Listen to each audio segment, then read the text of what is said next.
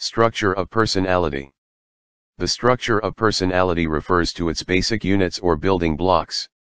To Freud, the basic units were instincts; to Eysenck, they were mathematically determined factors. To Allport, the most important structures are those that permit the description of the person in terms of individual characteristics, and he called these individual characteristics personal dispositions. Personal dispositions. Throughout most of his career, Allport was careful to distinguish between common traits and individual traits. Common traits are general characteristics held in common by many people. They can be inferred from factor analytic studies such as those conducted by Eysenck and the authors of the five-factor theory, or they can be revealed by various personality inventories.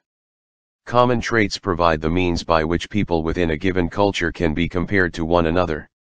Whereas common traits are important for studies that make comparisons among people, personal dispositions are of even greater importance because they permit researchers to study a single individual. Allport defined a personal disposition as a generalized neuropsychic structure, peculiar to the individual, with the capacity to render many stimuli functionally equivalent, and to initiate and guide consistent, equivalent, forms of adaptive and stylistic behavior. The most important distinction between a personal disposition and a common trait is indicated by the parenthetical phrase peculiar to the individual. Personal dispositions are individual, common traits are shared by several people. To identify personal dispositions, Allport and Henry Odbert counted nearly 18,000, 17,953, to be exact, personally descriptive words in the 1925 edition of Webster's New International Dictionary, about a fourth of which described personality characteristics. Some of these terms, usually referred to as traits, describe relatively stable characteristics such as sociable or introverted; others, usually referred to as states, describe temporary characteristics such as happy or angry. Others described evaluative characteristics such as unpleasant or wonderful, and still others referred to physical characteristics such as tall or obese. How many personal dispositions does one individual have? This question cannot be answered without reference to the degree of dominance that each personal disposition has in the individual's life. If we count those personal dispositions that are central to a person, then each person probably has 10 or fewer. However, if all tendencies are included, then each person may have hundreds of personal dispositions. Levels of personal dispositions. Allport placed personal dispositions on a continuum from those that are most central to those that are of only peripheral importance to a person. Cardinal dispositions. Some people possess an eminent characteristic or ruling passion so outstanding that it dominates their lives. Allport called these personal dispositions cardinal dispositions. They are so obvious that they cannot be hidden. Nearly every action in a person's life revolves around this one cardinal disposition. Most people do not have a cardinal disposition, but those few people who do are often known by that single characteristic. Allport identified several historical people and fictional characters who possessed a disposition so outstanding that they have given our language a new word. Some examples of these cardinal dispositions include quixotic, chauvinistic, narcissistic, sadistic, a Don Juan, and so forth. Because personal dispositions are individual and are not shared with any other person, only Don Quixote was truly quixotic, only Narcissus was completely narcissistic.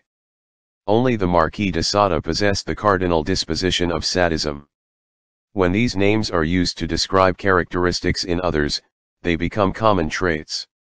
Central dispositions. Few people have cardinal dispositions, but everyone has several central dispositions, which include the 5 to 10 most outstanding characteristics around which a person's life focuses. Allport described central dispositions as those that would be listed in an accurate letter of recommendation written by someone who knew the person quite well. In the section titled The Study of the Individual, we will look at a series of letters written to Gordon and Ada Allport by a woman they call Jenny. The contents of these letters constitute a rich source of information about the writer. We will also see that 3 separate analyses of these letters revealed that Jenny could be described by about 8 central dispositions, that is, characteristics sufficiently strong to be detected by each of these three separate procedures.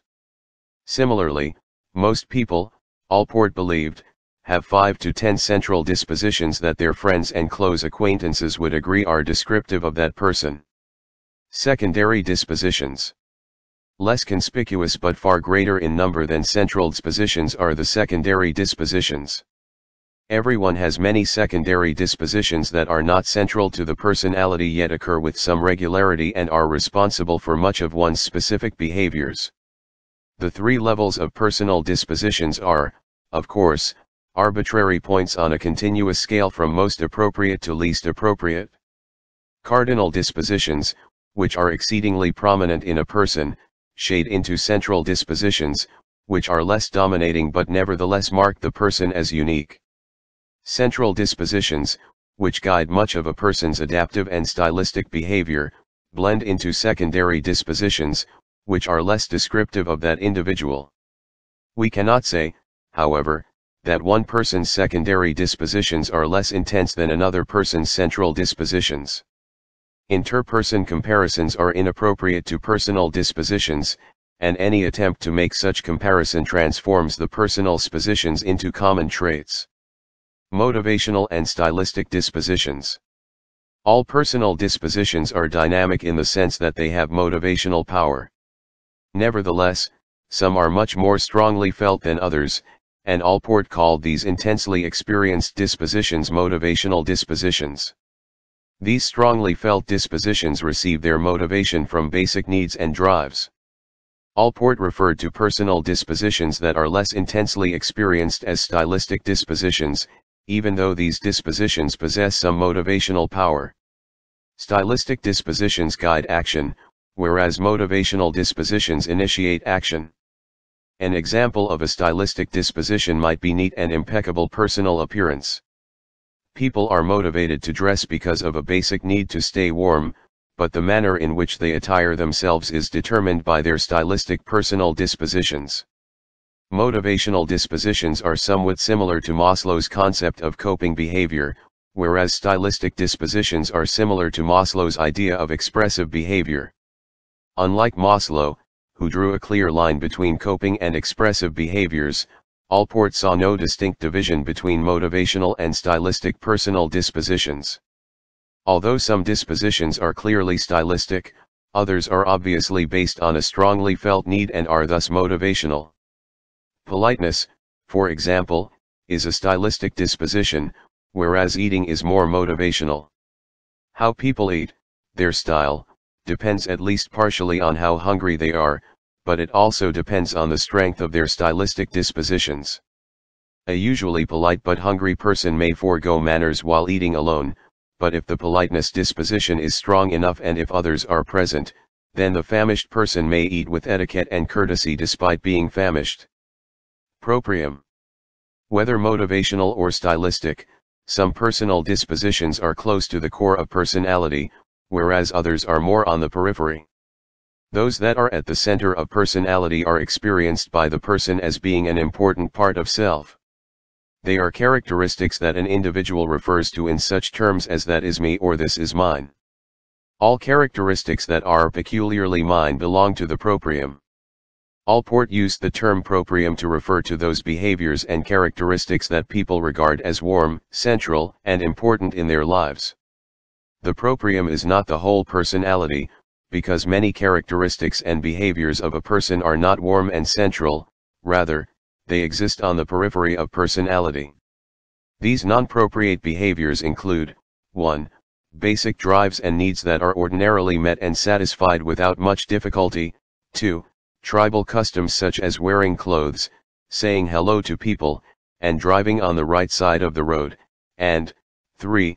Habitual behaviors, such as smoking or brushing one's teeth, that are performed automatically and that are not crucial to the person's sense of self. As the warm center of personality, the proprium includes those aspects of life that a person regards as important to a sense of self-identity and self-enhancement. The proprium includes a person's values as well as that part of the conscience that is personal and consistent with one's adult beliefs. A generalized conscience shared by most people within a given culture may be only peripheral to a person's sense of personhood and thus outside that person's proprium.